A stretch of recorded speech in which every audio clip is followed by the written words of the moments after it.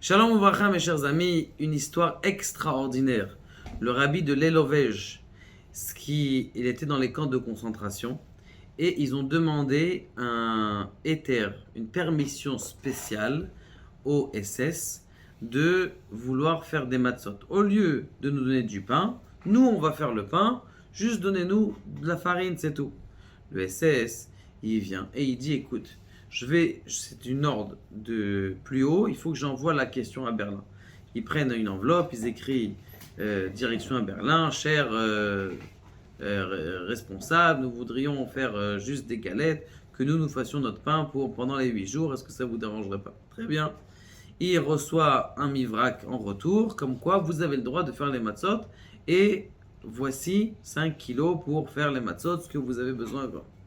Très bien, ils font un four, ils mettent des pierres, ils essaient de fabriquer un four, ils mettent du feu, ils sont heureux, Ad Hashamaim, ils fabriquent leurs matzot, ils sont contents, et ils font les matzot. Le SS, il rentre en plein milieu en fureur. Il leur dit, qu'est-ce que c'est? Vous faites des matzot, vous m'avez trahi, vous m'avez trahi, vous avez mis une lettre de sauvetage à l'intérieur de... Vous avez mis une lettre de sauvetage à l'intérieur de la lettre qu'on a envoyée en premier. Et c'est pour ça que je vais vous casser toutes les matzot. Il a cassé le four, il a cassé les matzot. Et ils étaient d'une tristesse extraordinaire. Moi, je me dis, quelques années plus tard, qu'en vérité, ils ont dû donner la permission aux enfants, ça veut dire aux prisonniers de faire des matzot, mais qu'ils ont dit au SS, ils ont dit une fois qu'ils ont fait des matzot, va leur casser, comme ça les attriste encore plus. Bon, en tout cas, Baruch Hashem, ils ont réussi à rattraper un seul petit kazaït de ces matzot. 30 grammes, à peine petite. Et donc, ce qui s'est passé, c'est qu'ils ont dit, on va faire le seder. Le rabbi de l'Elovej, il connaissait la Haggadah par cœur. Donc lui, il avait la Haggadah, il allait lire la Haggadah. Les 4 verres de vin, ils allaient prendre le semblant de café qu'il leur donnait le matin à boire. Donc ça, c'est les cas. Le maror, ils en avaient en pagaille. Ils n'avaient pas de problème pour le maror. Et pour comment on appelle ça, la matzah, ils avaient qu'un kazaït pour un baraquement entièrement de kazaït. Le rabbi commence à faire la gada, il chante, ve. Et une fois que est arrivé le moment de Shulchan Aruch, de Motzi Matzah plutôt, eh bien, il se posait la question, qui est-ce qui va manger le kazaït de matzah? Tous se sont dit, c'est le rabbi qui va manger la kazaït de matzah, c'est lui qui connaît la gada par cœur. Mais il y a une femme qui commence à lever la voix dans le baraquement. Il lui dit, écoute, Kvod Arav, moi je pense que celui qui doit manger le kazaït de matzah, c'est mon fils.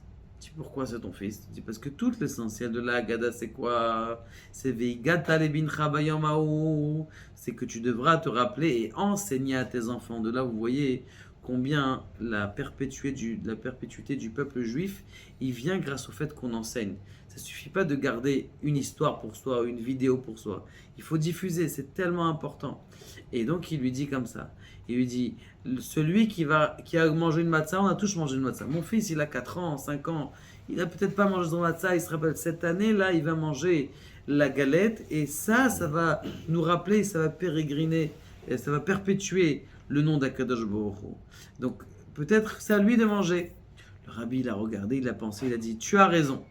Nous allons donner à la matzah à manger à cet enfant.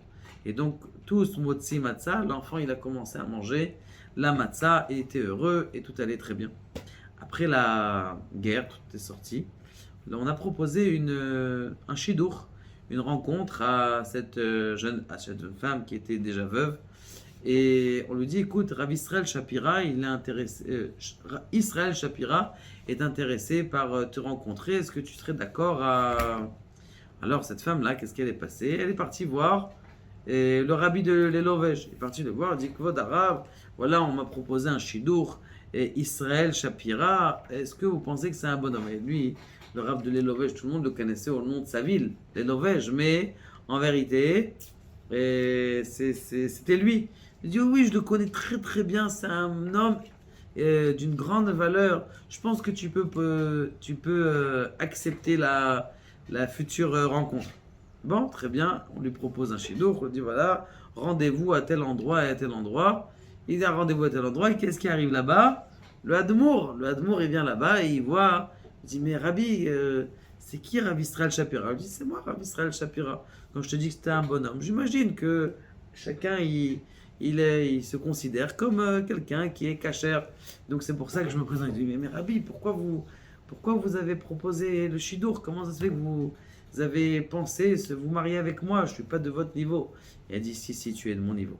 Pourquoi vous dites ça? Eh bien tout simplement, lorsqu'on était le soir du Seder, alors que tout le monde était dans une tristesse, une torpeur, une tragédie, personne n'avait de l'espoir ce jour-là.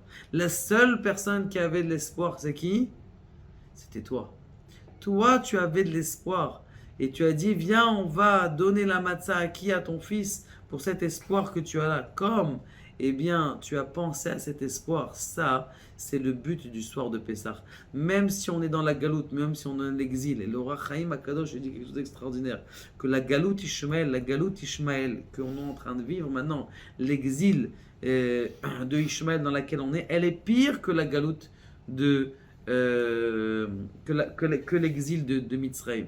Comme ça, il dit le Orachaim dans la paracha de la semaine, mes amis. Ça fait très peur. Ça veut dire qu'il y a une torpeur. Là même, eh bien, on doit avoir cet espoir de dire on ne doit pas être Mityaesh du Mashiach. Le Mashiach, même si la Corona allait passer, même si on se dit on pensait qu'elle allait venir, on doit être Ma'amin que le Mashiach va venir très prochainement.